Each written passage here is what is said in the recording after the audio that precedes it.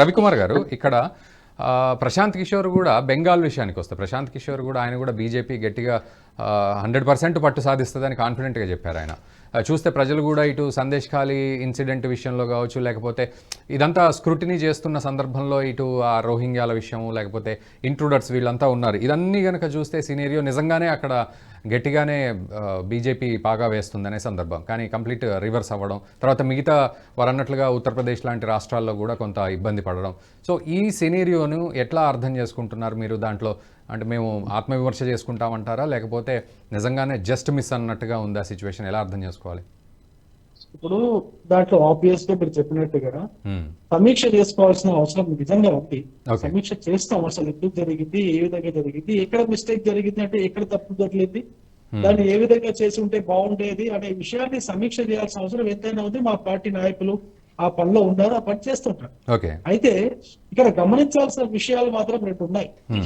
కప్పర ప్రసాద్ గారు అన్నట్టుగా ఇదే టిఎంసి పార్టీ కాంగ్రెస్ పార్టీ పైన పోటీ చేసి కాంగ్రెస్ పార్టీ లోక్సభ నాయకుడు ఎవరైతే ఉన్నారో అధీర్ రంజన్ చౌదరిని ఓడగొట్టింది. వాళ్ళు ఓడగొట్టడం దాని అర్థం ఏంటండి? కాంగ్రెస్ పార్టీ టీఎంసీ పార్టీ ఎప్పటికీ కూడా కలిసి ప్రయాణం చేయలేవు. ఎందుకంటే వాళ్ళ యొక్క భావజాలము ఒకరి విరుద్ధము.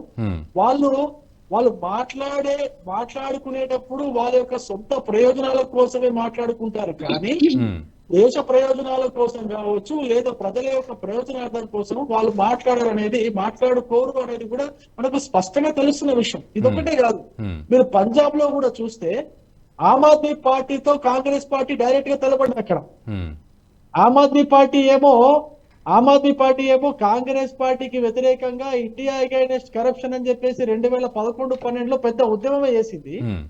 ఆ ఉద్యమ నేపథ్యంలోనే ఈ యొక్క ఆమ్ ఆద్మీ పార్టీ ఢిల్లీలో పాగా వేయగలిగింది, కాంగ్రెస్ పార్టీని ఓడించగలిగింది. కాంగ్రెస్ పార్టీ యొక్క అవినీతి పరుల చిట్టా అంతా బయటికి తీసి వీళ్ళందరినీ కూడా మనం ఓడగొట్టాలి, కాంగ్రెస్ పార్టీని దేశం నుంచి సమూలంగా తీసివేయాలన్నటువంటి నినాదం తీసుకున్నటువంటి ఆమ్ ఆద్మీ పార్టీ, అదే పార్టీ మళ్ళీ ఇప్పుడు అవినీతిలో చిక్కుకొని ఆ పార్టీ నాయకుడు జైలుకు వెళ్లి ఆ పార్టీ యొక్క ఒక మంత్రి జైల్లో ఉండి అదే పార్టీతో మళ్ళీ కాంగ్రెస్ పార్టీ కలిసి ఆ కాంగ్రెస్ పార్టీ దేశం మొత్తం మీద తిరిగి ఆమ్ ఆద్మీ పార్టీతో కలిసి పనిచేసి మళ్ళీ పంజాబ్ లోకి వెళ్ళగానే పంజాబ్ లో ఎదురెదురుగా తలపడి ఆమ్ ఆద్మీ పార్టీ కాంగ్రెస్ పార్టీ ఒకరిపైన ఒకరు పోటీ చేసుకొని అసలు వాళ్ళకు ఏమైనా నేను మళ్ళీ అది చెప్తున్నాను, వాళ్ళకు సొంత ప్రయోజనాలు తప్పితే దేశ ప్రయోజనాలు కావచ్చు, ఆ ప్రాంత ప్రయోజనాలు కావచ్చు, ఆ ప్రాంతంలో ఉండేటువంటి ప్రజల యొక్క ఆశయాలు అభిలాషలు ఏదైతే ఉంటాయో వాటి పట్ల కొంచెం కూడా వాళ్ళకు శ్రద్ధ ఉండదు అనేది ఇప్పుడు కూడా మళ్ళీ నిరూపితం అవుతుంది అంటున్నా.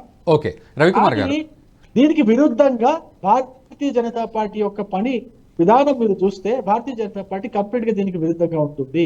మీరు మోడీ గారి 10 సంవత్సరాల పాలన ఒక ఉదాహరణగా తీసుకోవచ్చు. అంతకు ముందు వాజ్పేయి గారి పాలన మీరు ఉదాహరణగా తీసుకోవచ్చు.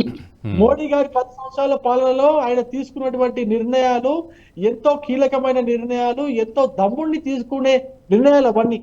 తన యొక్క స్వార్థ ప్రయోజనాలు, పార్టీ ప్రయోజనాలు పక్కన పెట్టేసి కేవలం దేశ ప్రయోజనాల నిమిత్తం తీసుకున్నటువంటి నిర్ణయాలు మీరు చూస్తే కాంగ్రెస్ పార్టీకి, కాంగ్రెస్ అలయన్స్ ఉన్నటువంటి పార్టీకి, భారతీయ జనతా పార్టీకి ఉన్న తేడా అనేది మనకు స్పష్టంగా కనిపిస్తుంది. రవికుమార్ గారు, ఒక్కసారి మీ సిగ్నల్ చెక్ చేసుకోండి. డేటాలో ఉన్నారా, వైఫైలో ఉన్నారా? ఒక్కసారి బాగా బ్రేక్ అవుతుంది. ఈ లోపు కప్పర్ ప్రసాద్ గారు మిమ్మల్ని ఒక కీలక ప్రశ్న. సో 2024 సార్వత్రిక ఎన్నికల్లో వచ్చిన ఫలితాలు మరి మోదీ గ్యారంటీలకు, మోదీ యొక్క స్పీడ్కి బ్రేకులు వేశాయా? ఏమైనా స్పీడ్ బ్రేకర్లుగా మారాయా ఈ ఫలితాలు?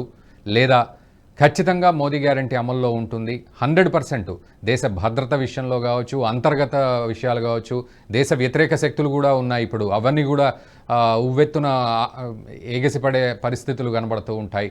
ఇవన్నీ కనుక బేరీజు వేసుకున్నట్లయితే సో ఖచ్చితంగా ముందుకు వెళ్లే పరిస్థితి ఉంటుందా? కొంత స్పీడ్ బ్రేకర్ పడ్డట్టుగా ఆలోచించాలా? ఎలా పౌరులు కూడా ఎలా అర్థం చేసుకోవాలి దీన్ని?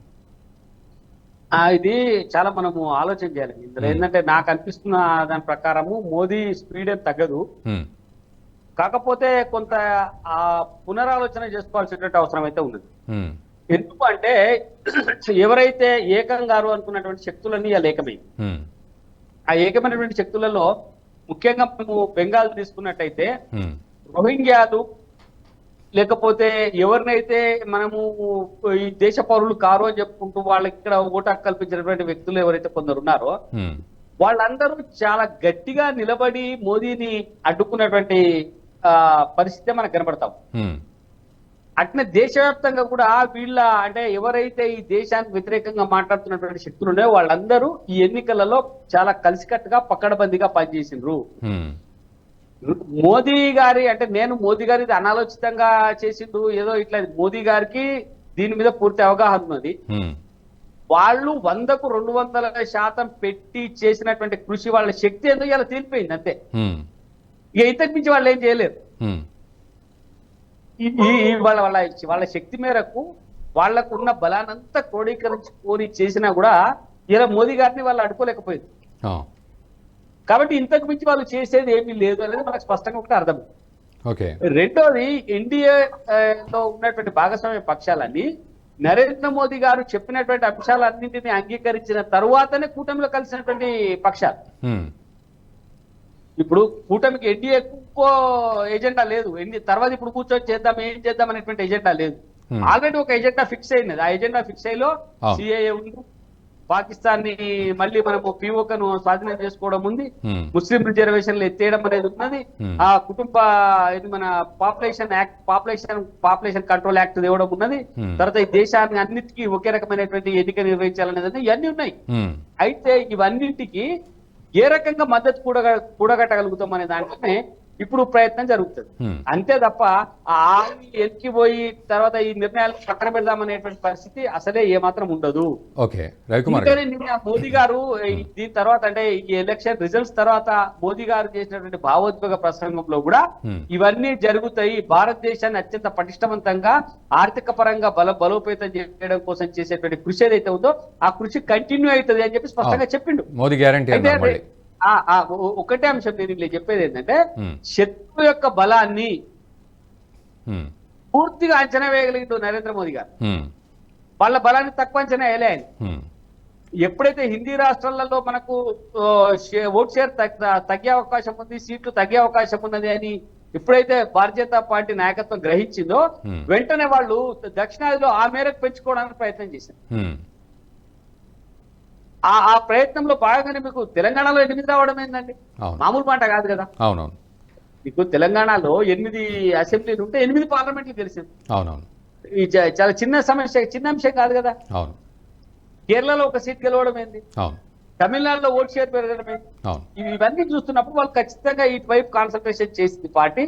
ఎందుకు చేసింది అంటే అక్కడ ఏదో ఇబ్బంది జరుగుతుంది అన్నది. దాని తర్వాత 400 పారా అనేటువంటి నినాదము ప్రతిపక్షాలని సైడ్ ట్రాక్ చేయడానికి ఇచ్చినటువంటి నినాదం తప్ప మా శక్తి అంటే ఆ శక్తి వీళ్ళకుండే శక్తి ఇత్తన అనే గాబరాలో పడిపోయిన ప్రతిపక్షాలు అల్లకల్లమైంది. దాన్ని ఎట్లా నిల్వరించాలనేటువంటి ప్రయత్నం మొదలుపెట్టిన తప్ప ఇంకోటి కాదు. కాబట్టి నరేంద్ర మోదీ గారి నిర్ణయం, నరేంద్ర మోదీ గారి చిత్తశుద్ధి, ఆయన కార్యదక్షతకు ఏ మాత్రం ఇబ్బంది ఉండదు. ఖచ్చితంగా అందరిని ఒప్పించి అన్ని కార్యక్రమాలు నిర్వర్తించగలరు.